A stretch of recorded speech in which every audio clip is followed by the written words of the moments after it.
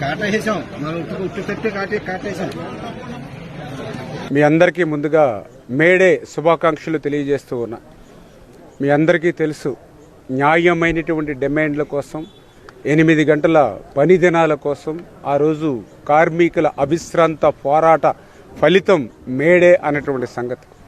ఎందుకంటే ఆ రోజు పారిశ్రామిక విప్లవం పరుగులు వేస్తున్నటువంటి దశలో, మనుషులను కూడా యంత్రాల వలె పనిచేస్తున్నటువంటి దశలో, కనీసం విరామం కూడా లేకుండా పనిచేస్తున్నటువంటి దశలో విసుగు చెందినటువంటి కార్మిక సోదరులందరూ కూడా ఎంతటి అన్యాయంగా ఆ రోజు పరిదినాలు ఉండేయని అంటే, వాష్రూములకి వెళ్తే ఆ వాష్రూములకి వెళ్ళినటువంటి సమయాన్ని కూడా లెక్కింపు చేసుకుని పనిచేసేటువంటి పరిస్థితుల్లో తమ శ్రమను రక్తంగా మార్చుకుని ఆ రక్తాన్ని పాలులాగా